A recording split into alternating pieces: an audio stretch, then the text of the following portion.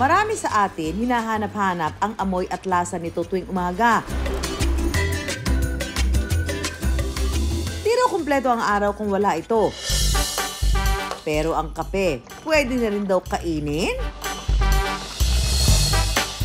Chocolate-covered espresso beans ang tawag dito. Bagay raw para sa mga gustong magkape kahit kailan at kahit saan man kayo.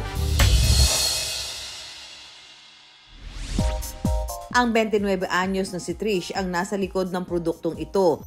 3 taong nagtrabaho bilang event stylist. Hanggang sa naging matumal ang mga event kaya sinubukan niyang pasukin ang pagtitinda ng mga bulaklak.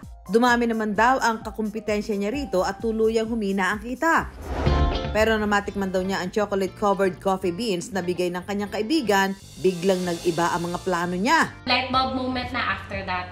Parang sabi ko, abandon tayo sa coffee pero bakit hindi natin to ginagawa? Gusto ko makilala to be the one na nag-introduce na pwedeng kainin yung kape. 30,000 piso ang inilaan niyang puhunan sa negosyo. 3 buwan naman ang ginugol niya sa research and development ng produkto. Sa online muna niya sinimulang ibenta ang chocolate-covered espresso beans. Marami raw ang nagkaroon ng interes subukan ito pero meron ding mga nagduda. Sasabihin sa amin na, totoo ba yan? Nakakain ba talaga yan? Paano ba to kainin? Doon namin i-explain na para lang yan chocolate. Actually, pag kinain mo siya, para ka lang kumakain ng nuts. So, don't be afraid to eat it and have your caffeine with you all the time. Ang 8 piraso raw nito katumbas ang 1 tasa ng kape. Perfect daw para sa mga tulad ni Trish na mabilis mag-palpitate sa kape. I can manipulate my intake of coffee. Dito sa product na to, nagawan ko ng paraan yung pagkakape ko. 20 to 30 pieces lang ang recommended intake nito kada araw. Eat in moderation.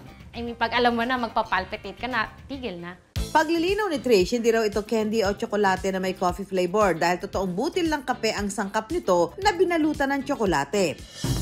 Liberica Coffee o kapeng barako mula sa Batangas ang klase ng kape na gamit niya. Bakit pa ako lalayo mag-source ng kape? Meron naman tayo dito sa atin. When we tried yung Liberica, mas perfect balance talaga siya with the chocolate. Sa paggawa nito, 2 sangkap lang kailangan. Tsokolate at ang mismong coffee beans. Kailangan munang pilian ng coffee beans. Eto, basag to. Compared dito sa buo. So, once na kinain mo na tong basag, hindi mo na kasi malalasahan masyado yung kape. So, kailangan natin yan alisin. Sunod na tutunawin ng tsokolate sa microwave. Kailangan lang natin i-melt yung chocolate and then ihalo natin yung coffee beans. So, dito. Halo lang. And then, tsaka natin siya ita-transfer dito sa ating funnel. And then, tsaka natin siya isa-isahing ita-transfer yung chocolate dun sa mold. Siguruhin lang na may coffee bean sa bawat butas ng molde. Palalamigin lang ito hanggang tumigas ang tsokolate. At pwede nang alisin mula sa molde. Para sa extra caffeine, subukan ang kanilang dark chocolate flavor. Meron din silang white chocolate at matcha flavor. Meron na rin silang decaffeinated variant nito.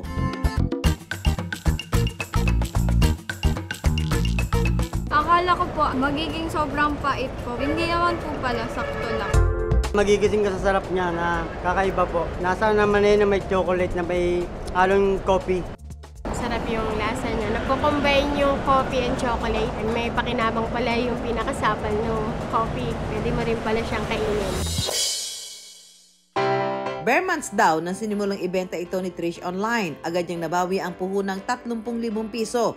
Pero kahit hindi na bare months, namit pa rin daw niya ang kanyang target sales. Nakatulong daw dito ang pagpo-post niya ng customer reviews sa kanilang social media. Roughly 6 digits na yung kinikita namin. Mga around 200, 300.